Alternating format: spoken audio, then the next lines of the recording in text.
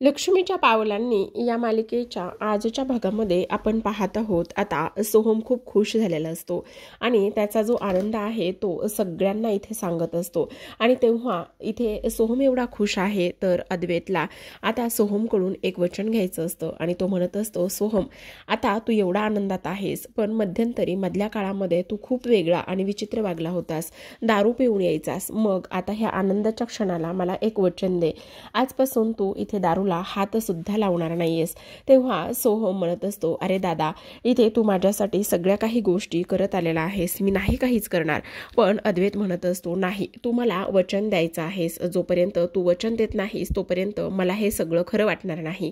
असं म्हणूनच आता शेवटी इथे सोहम जो आहे तो इथे अद्वैतला मी कधीच दारू पिणार नाही असं वचन देत असतो. आणि तेव्हा सगळ्यांना खूप जास्त आनंद इथे झालेला असतो. सगळ्यांना एवढा आनंद झाल्यानंतर आता मात्र इकडे सोहमच्या चेहऱ्यावरती सुद्धा आनंद असतो. तो म्हणत असतो, लाईफमध्ये आज पहिल्या वेळेस मी काहीतरी इथे करायला चाललेलो आहे आणि त्यामुळे इथे मी खरंच खूप जास्त आनंदात आहे. मला सगळ्यांना तुम्हाला इथे प्राऊड फील करून द्यायचं आहे, म्हणून मी ह्या सगळ्या गोष्टी करतो असं इथे तो बोलत असतो.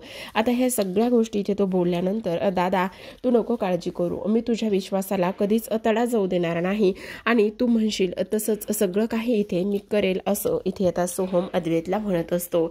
मी तुला वचन देतो. असं म्हणूनच आता सोहमने अद्वैतच्या हातावरती हात ठेवलेला असतो आणि तेव्हा त्याला इथे वचन दिलेलं असतं. इकडे रजनी खूप जास्त खुश झालेली असते, कारण आत्तापर्यंतचं सोहमचं वागणं रजनीला थोडंसं खटकायचं. जेव्हापासून लग्न झालं होतं तेव्हापासून तो खूप जास्त विचित्र पद्धतीने वागत होता.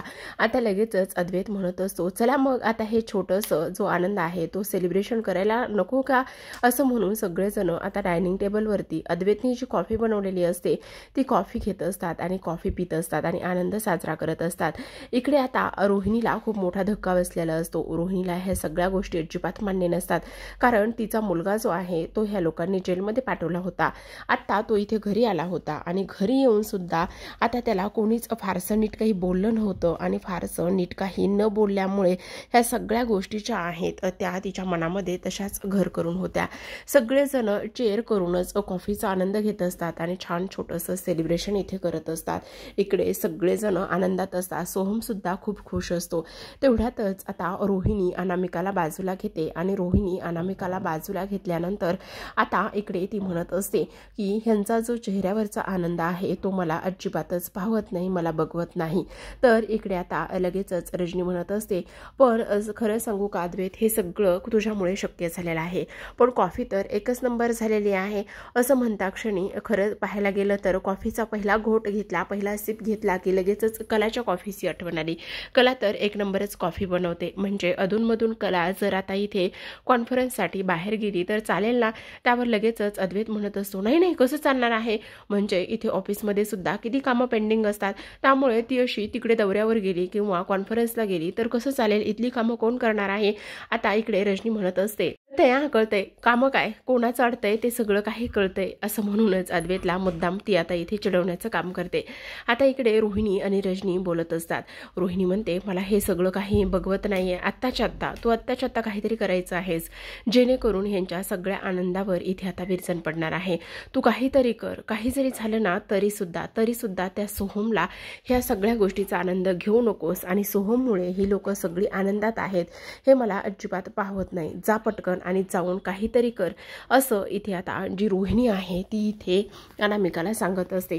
त्यावर लगेचच अनामिका म्हणत असते, तुम्ही अजिबात काळजी करू नका, बघा आता मी काय करते आणि कशा पद्धतीने ह्या सगळ्या गोष्टी इथे करते. काही जरी झालं ना तरी सुद्धा तो जो काही सोहम आहे ना, सोहम इथंपर्यंत पोहोचला नाहीच पाहिजे. आणि तेव्हा आता रोहिणी म्हणत असते, मला ह्या लोकांचा आनंद अजिबातच पाहवत नाही किंवा बघवत नाही.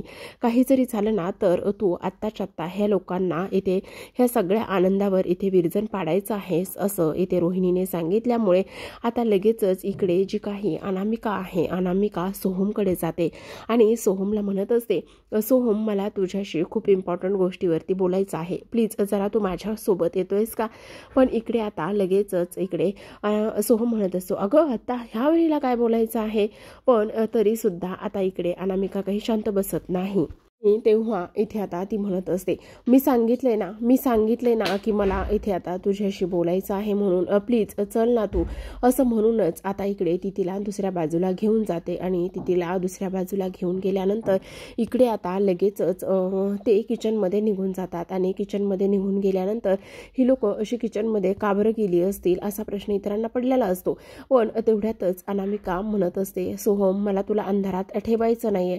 त्यावरच आता इकडे तो म्हणत असतो, का कशामुळे अंधारात नाही ठेवायचं, नेमकं झालेलं काय आहे असे विचारल्यानंतर आता इकडे अनामिका म्हणत असते, तुला एक गोष्ट सांगू का, तुला जे काही आता इथे हे काम वगैरे हे सगळं काही जे मिळालेलं आहे ना ते तुझ्या इथे हिमतीवरती किंवा तुझ्या ज्या काही इथे हे आहेत म्हणजेच की तुझं जे प्रोफेशनल आहे त्यामुळे मिळालेलं नाहीये. म्हणजे तुला नेमकं काय म्हणायचं आहे असं इथे आता तो बोलत असतो.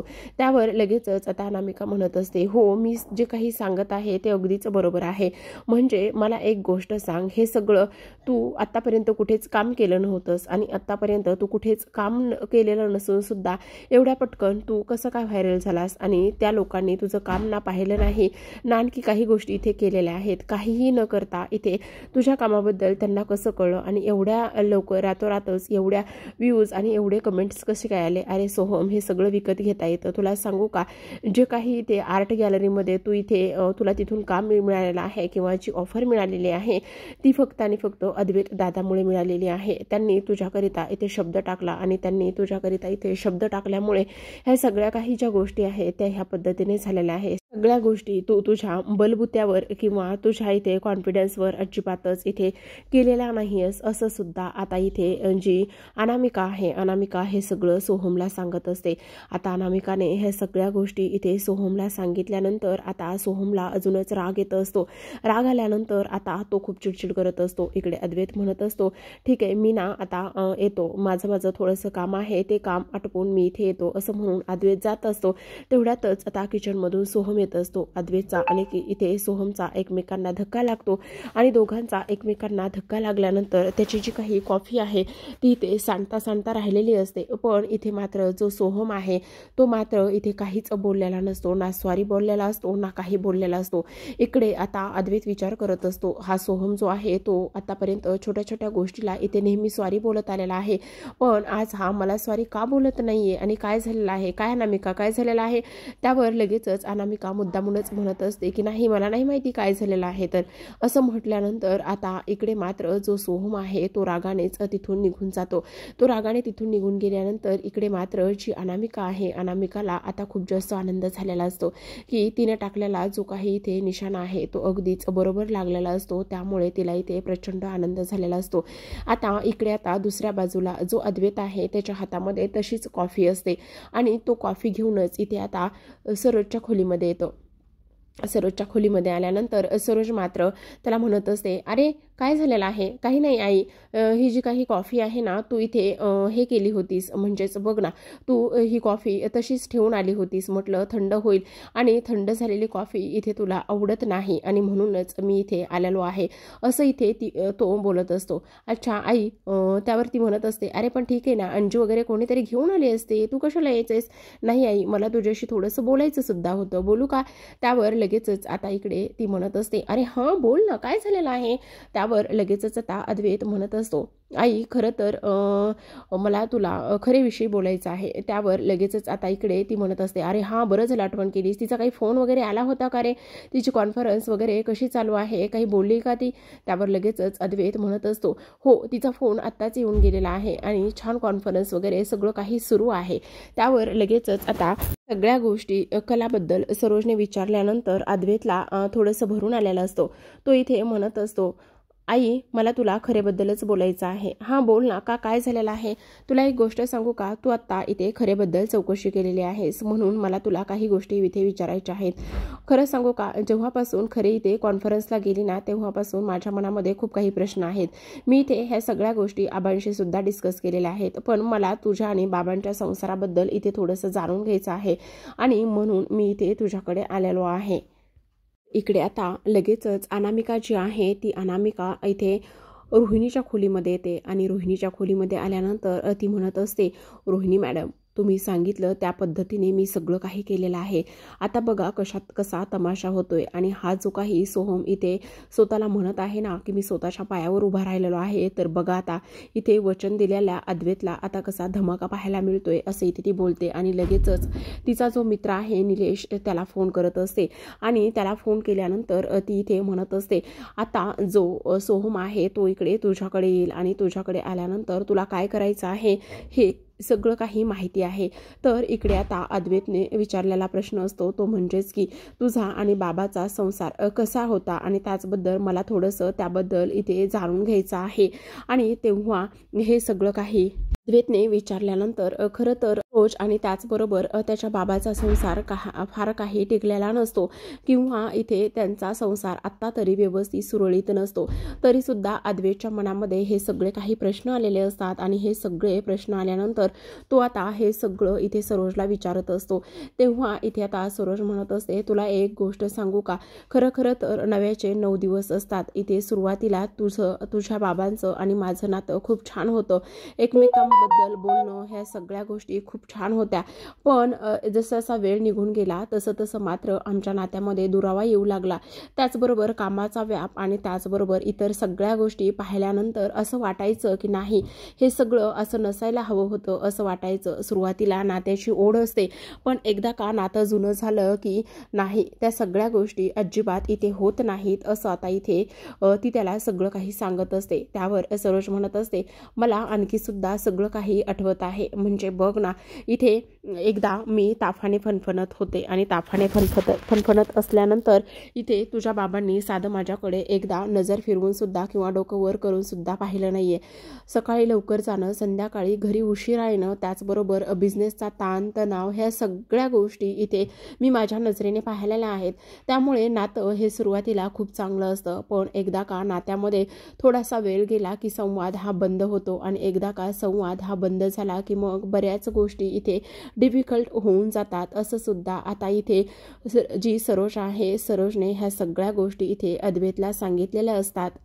तेव्हा अद्वैत म्हणत असतो, हो काय, हे सगळं अशा पद्धतीने आहे का. त्यावरच सरोज म्हणत असते, पण हे बघ, तू हे सगळं का विचारतोयस मला कळत नाही. पण इथे अद्वैतला हे सगळं कलाबद्दल वाटत असतं, म्हणून तो ह्या सगळ्या गोष्टी इथे आता तिला विचारत असतो.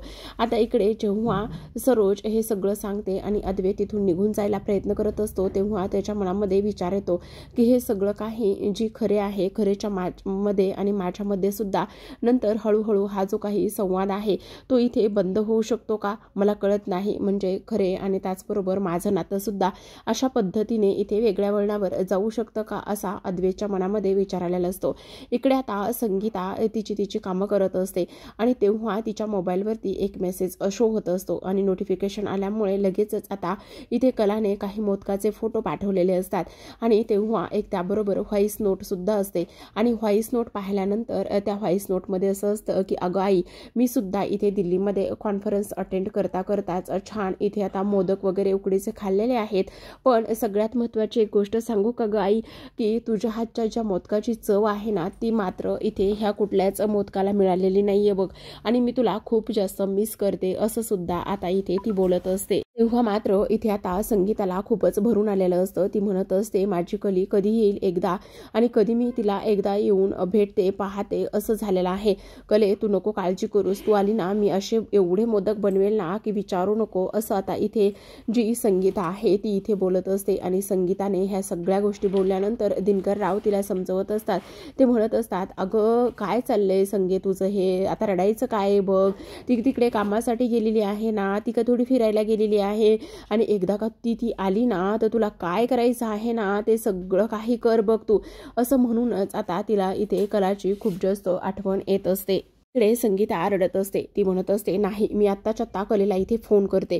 तेव्हा तिचा काही फोन लागत नसतो. त्यामुळे आता ती म्हणत असते, ठीक आहे, मग मी आता ना बघा, तिनं जशी मला तो मेसेज पाठवला ना व्हॉइस नोट, मी सुद्धा तसाच पाठवते, जेणेकरून तिला सुद्धा आता इथे माझी आठवण येईल. आणि माझी आठवण आल्यानंतर तिला सुद्धा कळेल तिची आई किती मिस करते. तर असं म्हणून आता लगेचच ती फोन लावत असते, पण फोन काही लागत नाही, म्हणून व्हॉइस नोट पाठवते. आणि तेव्हा मनामध्ये जे काही आहे ते इथे त्या व्हॉइस नोटद्वारे ती इथे बोलून दाखवण्याचा प्रयत्न करत असते. तर आता इकडे ती म्हणत असते, कले कले मला सुद्धा तुझी खूप जास्त आठवण येते बघ, प्रचंड आठवण येते बघ, असं इथे ती बोलत असते. तेव्हा आता हा मेसेज तिला गेला असेल ना. त्यावर दिनकरराव म्हणत असतात, किती ग संगे, किती काळजी करणार आहेस इथे लेकीची, नको काळजी करूस. त्यावर आता इकडे ती म्हणत असते, तुम्हाला एक गोष्ट सांगू का, आता माझ्या इथे कलेचं आणि माझ्या जावई बापूचं नातं चांगलंच आता रुळावर लागलेलं आहे. एकदा का दोघांचा चांगला संसार सुरू झाला का मग सगळं काही ते माझ्या मनासारखं होईल आणि मला सुद्धा खूप जास्त आनंद होईल, असं सुद्धा आता इथे ती बोलत असते. आता ह्या सगळ्या गोष्टी इथे तिने बोलल्यानंतर देवाकडे प्रार्थना करत असते.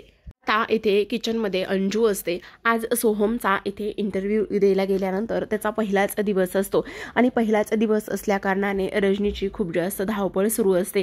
ती म्हणत असते की नाही, काही जरी झालं ना तर आज इथे माझ्या सोहमच्याच आवडीचं सगळं काही मी इथे करणार आहे, खीर पुरी. आणि त्याचबरोबर रजनीची ही सगळी धावपळ पाहिल्यानंतर आता सगळ्यांना खूप जास्त आनंद होत असतो. आणि इकडे आता अद्वैत हा बसलेला असतो आणि अद्वैत बसल्यानंतर इथे आता तो म्हणत असतो, अगं हो रजनी काकू, किती काय काय करणार आहेस. त्यावर आता रजनी लगेचच अद्वैतकडे जाते आणि अद्वैतकडे तेव्हा रजनी इथे अद्वैतकडे जाते आणि अद्वैतला म्हणत असते, अद्वैत खरं तर तुला एक गोष्ट सांगू का, ह्या सगळ्या ज्या गोष्टी आहेत ना तुझ्यामुळे शक्य झालेल्या आहेत. आणि तू आज काय केलेलं आहेस तर सगळ्यात महत्त्वाचं म्हणजेच की जो सोहम आहे ना त्याच्याकडून असं वचन घेतलेलं आहेस ना की काही जरी झालं तरी सुद्धा तू दारू पिणार नाहीयेस म्हणून. त्यामुळे मला तर इथे प्रचंड आनंद झालेला आहे बघ. आणि तेव्हा इथे आता अद्वैत म्हणत असतो, अगं काकी असं काय करतेस, तो जरी माझा सक्का भाऊ नसला तरी सुद्धा इथे तो मला माझ्या भावासारखाच आहे. जरी आम्ही दोघं एका आईच्या पोटी जन्मलो नसलो तरी सुद्धा तो मला काही भावापासून वेगळा आहे का. तू नको काळजी करू, सगळं काही व्यवस्थित होणार आहे. आणि हा अद्वैत आहे तोपर्यंत इथे कोणीही त्याचं काही वाकडं करू शकणार नाही, असं सुद्धा आता इथे अद्वैत आता रजनीला ह्या गोष्टी समजावून सांगत असतो. कारण इकडे जी अनामिका आणि त्याचबरोबर रोहिणीने टाकलेली आग तर आता लागणारच असते. कारण सोहम बऱ्याच वेळचा बाहेर असतो आणि तो आतापर्यंत घरी आलेला नसतो. आता नैना सगळं काही ऐकत असते आणि पाहत असते. त्याचबरोबर सरोज सुद्धा रजनीला आधार देण्याचं काम करत असते. जरी सरोज बाहेरची कामं करत असली तरी सुद्धा रजनी मात्र इथे घराचं मूळ आहे किंवा इथे घर सगळं काही ती प्रॉपर व्यवस्थित पद्धतीने सांभाळते असं इथे आता सगळं दिसून येत असतं. रजनीच्या डोळ्यातले अश्रू आता इथे अद्वैत पुसण्याचं काम करतो. तो म्हणत असतो, हे बघ रजनी काकू प्लीज शांत हो, रडू नकोस ना. ह्या सगळ्या गोष्टी तिथे बोलल्यानंतर आता मात्र लगेचच जो राहुल आहे अद्वैत आहे तो रजनीच्या पायाशी जाऊन बसतो. त्यावर आता रजनी म्हणत असते, पण एक गोष्ट सांगू का, मध्यंतरी मला दिवस रात्र झोप यायची नाही, रात्र सोहमच्या काळजीत मी जागून काढलेली आहे. पण आता सगळं काही व्यवस्थित होईल आणि हे सगळं तुझ्यामुळे होतंय अद्वैत, असं इथे ती बोलत असते आणि रडत असते. तेवढ्यातच आता दारावरती सोहमचा पायांचा आवाज येतो. सोहम अगदीच डोलत आलेला असतो. एवढी दारू प्यायलेली असती की त्याला त्या दारू प्यायल्याचं सुद्धा भान नसतं. आणि जेव्हा इकडे सगळेजण सोहमकडे पाहतात तेव्हा सगळ्यांना मात्र खूपच मोठा धक्का इथे बसलेला असतो. कारण सोहम टाळ्या वाजवतच आलेला असतो आणि सोहम टाळ्या वाजवतच आल्यानंतर आता तर हे सगळं काय चाललेलं आहे असा विचार सगळ्यांना इथे पडलेला असतो. टाळ्या वाजवत नाचत इथे आता तो घरामध्ये एंट्री करत असतो आणि तेव्हा अद्वैतला तर खूप मोठा धक्का बसतो. ह्या मुलाने मला आत्ता सकाळी बाहेर जाताना वचन दिलेलं आहे की मी इथून पुढे कधीच दारू पिणार नाही आणि आत्ता तो हा इथे दारू पिऊन अशा पद्धतीने आलेला आहे, हे कसं शक्य आहे. ह्या सगळ्या गोष्टीचा इथे आता अद्वैत विचार करत असतो. तर प्रेक्षकांनो, आजच्या भागामध्ये एवढंच. उद्याचा भाग खूप इंटरेस्टिंग आणि धमाकेदार असणार आहे. कारण आबा म्हणत असतात, आज तू आम्हाला लाज आणलेली आहेस, अरे लहान धाकटा आहेस आणि एवढं सगळं काल तू इथे तुझ्या भावाला वचन दिलंस तरी सुद्धा आज तू या पद्धतीने दारू पिऊन आलेला आहेस. इथे मला तर तुझी लाज वाटत आहे, चांदेकर म्हणून घेण्याची आणि तुला चांदेकर म्हणवण्याची सुद्धा लाज वाटत आहे, असं म्हटल्यानंतर आता इकडे मात्र लगेचच तो आबांशी बोलायला जात असतो. इकडे अद्वैत म्हणत असतो, सोहम हे सगळं काय आहे आणि तू का केलेस हे सगळं, मला वचन दिलं होतंस आणि त्या वचनाची तरी लाज राखायचीस ना तू, एवढं तुझ्या आयुष्यात काय होतंय की तुला दारू पिऊन यायची गरज पडत आहे, असं अद्वैत त्याला विचारत असतो. सोहमला मात्र प्रचंड राग येत असतो. सोहम आता राग आलेला असतो. आबा त्याच्याशी बोलायला जातात आणि लगेचच आता इथे सोहम उठून उभा राहतो आणि आबांना उलट उत्तर देण्याचा प्रयत्न करत असतो. आबांना उलट उत्तर देण्याचा प्रयत्न करत असताना मात्र लगेचच आता इकडे तो अद्वैत त्याला असा वळवतो आणि वळवल्याच्या नंतर त्याच्या कानाखाली वाजवणार असतो. आणि तेवढ्यातच आता जो सोहम आहे तो लगेचच त्याचा हात पकडतो आणि हात पकडल्यानंतर इकडे सोहम आणि त्याचबरोबर हात पकडल्यावर घरातील इतर सदस्यांना खूप मोठा धक्का इथे लागलेला असतो। आता मात्र जी अनामिका आहे, अनामिकाचा हा सगळा डाव आणि हा सगळा प्लॅन इथे यशस्वी झालेला असतो। सोबतच रोहिणीला सुद्धा प्रचंड आनंद होत असतो। इकडे अद्वैतचा हात जो आहे तो सोहमने पकडलेला असतो, मोठ्या भावाचा हात याने पकडलाय आणि एवढी याची मजल वाढलेली आहे। ह्या सगळ्या गोष्टी आपल्याला इथे उद्याच्या भागामध्ये सुद्धा पाहायला मिळणार आहेत। त्यामुळे पाहत रहा लक्ष्मीच्या पावलांनी।